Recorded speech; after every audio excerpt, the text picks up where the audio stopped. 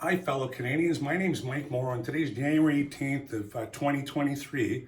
Like many of you, thousands and thousands of you, you had your Christmas vacation ruined. Lots because of weather, but lots because the airlines aren't following the rules and aren't doing everything properly. There was the air passenger protection regulations that was introduced a few years ago that's coming up for review, and I think it's very important for all Canadians to understand exactly what's going on. First thing is, if the airlines don't follow the rules, the Canadian Transportation Agency currently has 33,000 complaints, which will take on average 18 months to get through. This needs to be streamlined. Canadians need to get their money automatically rather than applying for it. And what happens right now is when you apply, because the Canadian Transportation Agency has no enforcement, basically the airlines stonewall you. And then your only choice is to go to court. I would like to explain to everybody out there exactly what going to court looks like. We took Air Canada to court 2 times. The first time we went was for $1,000. When we had a settlement conference after I filed court papers, the paralegal from Air Canada offered us a settlement for a smaller amount, and we had to sign a confidentiality agreement, which I refused to do. I also let them know that I was going to be filing another claim, and when I filed the second claim, which was for $1,200, when I went to my settlement conference, they thought they were going to scare me away, and they had 3 lawyers on the phone. We went to court. I needed a bilingual judge because I had many court documents that were in French, and Air Canada specifically asked that all evidence be submitted within 60 days prior to the trial. When we got to the trial, they hadn't submitted their evidence until 21 days prior, and I didn't have a bilingual judge. We argued those 2 things pre-trial for probably 3 hours, and I didn't get really anything that I requested. Here's how the airlines try to scare you away. This is all the documentation. Look at the size of these that Air Canada sent to try to get me to not go to court, including a bill that would have been over $20,000 of money that they were going to try to recover. We went to court, we had a 2-day trial, and we only got through a case and a half.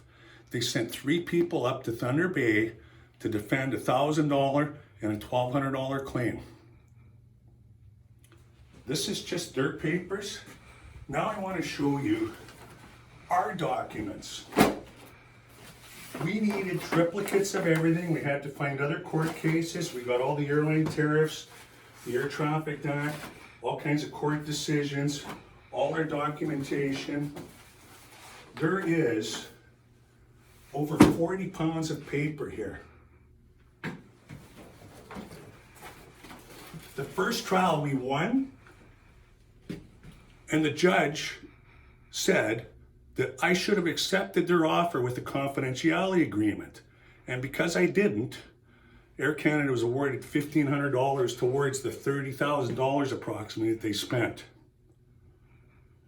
We had another motion, shall we call it, to talk about that because basically I had to have a muzzle to get what I was actually legally entitled to. We haven't had that trial yet because of COVID. Canadian Transportation Agency is 18 months behind. Me and 400 other people in Thunder Bay had our trips canceled.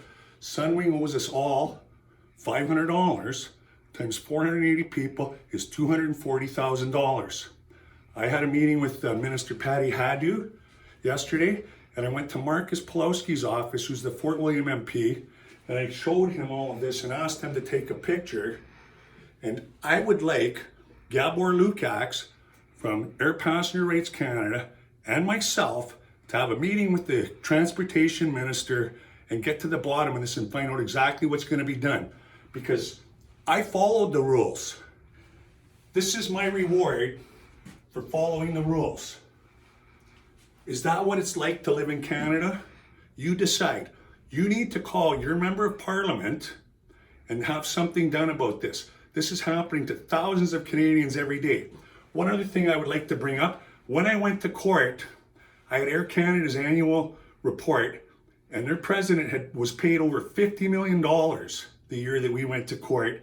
And in addition to that, Air Canada in their annual report talked about how they were the #1 performing stock in the entire Canadian stock market for the 10-year period that I believe was ending in 2018. This is not how Canadians deserve to be treated. Thank you very much, and please visit Air Passenger Rights and go on Facebook and go on Air Passenger Rights Canada. Thank you, and please call your Member of Parliament.